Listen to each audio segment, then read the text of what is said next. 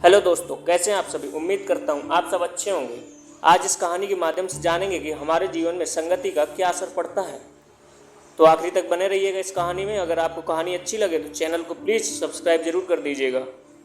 एक बार की बात है, एक बार एक बौद्ध भिक्षु भिक्षा लेने एक नगर में गया हुआ था और सारे नगर के लोग उसकी सेवा करना चाहते थे, क्योंकि उस समय बौद्ध भिक्षुओं का बहुत सम्मान था। इसलिए जिसे भी पता चला दौड़ा दौड़ा उस भिक्षु के पास पहुंचा। उन्हीं में से एक वेश्या भी थी, जिसने उस भिक्षु के बारे में सुना तो उसे देखने चली गई। और जैसे ही उसने उस भिक्षु को देखा, वह देखती ही रह गई। उसने उस भिक्षु के पैर पकड़ लिए और कहा कि मैं एक वेश्या हूँ और कोई भला आदमी मेरे द्वार तक नहीं आता, इसलिए मैं चाहती हूँ कि आप मेरे अतिथि बनकर मेरे साथ चलें, ताकि कुछ दिन मैं भी आपकी सेवा कर लूँ। असल में वो वेश्या उस भिक्षु पर आसक्त थी।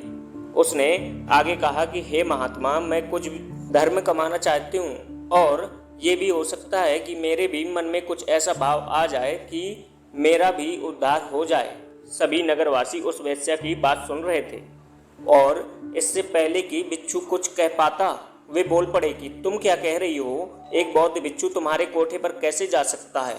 इससे तो भिक्षु को पाप लगेगा। नगरवासियों की बात सुनो, वेश्या ने कहा कि मैं इन्हें अपने पाप को मिटाने के लिए ही अपने साथ चलने को कह रही हूँ। उनकी बातें सुनकर भिक्षु ने कहा कि मैं अपने गुरु बुद्ध की अनुमति लूंगा। यदि वे कहेंगे तो मैं आपके साथ जरूर चलूंगा। ये सुनो, वेश्या ने कहा कि मैं इंतजार करूंगी। इतना सुनकर नगर के सेठ ने कहा कि हे महात्मा, ये पापी है, आप मेरे साथ चलिए, इसका कोठा आपके जाने लायक नहीं है।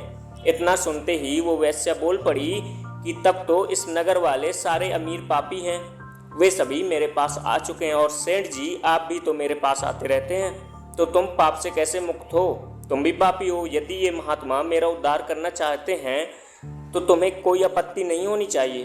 नगर का सेठ चुप हो गया और बौद्ध भिक्षु गुरु बुद्ध के पास अनुमति लेने लौट गया।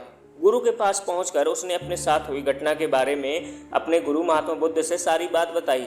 गुरु के सभी चेले ये बात सुन रहे थे और सोच रहे थे कि अब गुरु क्या कहेंगे। कुछ चेले सोच रहे थे कि अनुमति नहीं मिलनी चाहिए और कुछ एक ऐसे चेले भी थे जो चाहते थे कि अनुमति मिले, ताकि वे कल को किसी ऐसे स्थान पर रह कर कुछ समय बिता सकें। गुरु ने सब कुछ सुनकर कहा कि जाओ और उस औरत का भला करो। आज्ञा पाकर भिक्षु लौट गया और कुछ महीने बाद उसी औरत यानी उस वेश्या के साथ लौट आया।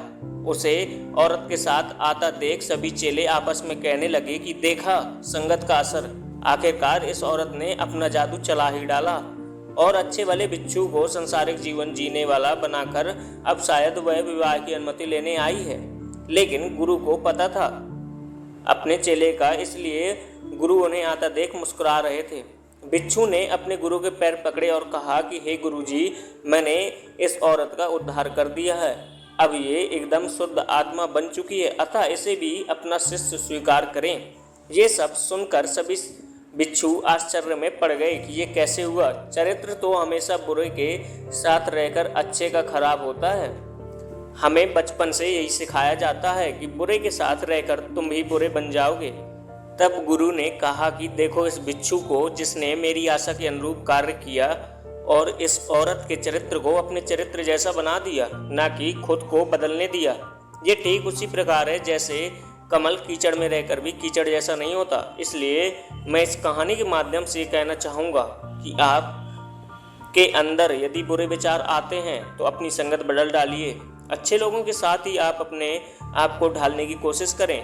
जैसे आप बुरे विचारों का स्वागत करते हैं, वैसे ही अच्छे विचारों को भी अंदर आने दें, उनका विरोध न करें। जैसे ही आप अच्छे विचारों के लिए अपने मन के द्वार खोल देंगे, आप पाएंगे कि आप एक अच्छे इंसान बन चुके हैं। धन्यवाद दोस्तों, आखिरी तक बने रहने के लिए। कैसी लगी ये कहानी? अगर अच्छी आई है तो प्लीज़ चैनल को सब्सक्राइब जरूर कर दीजिए।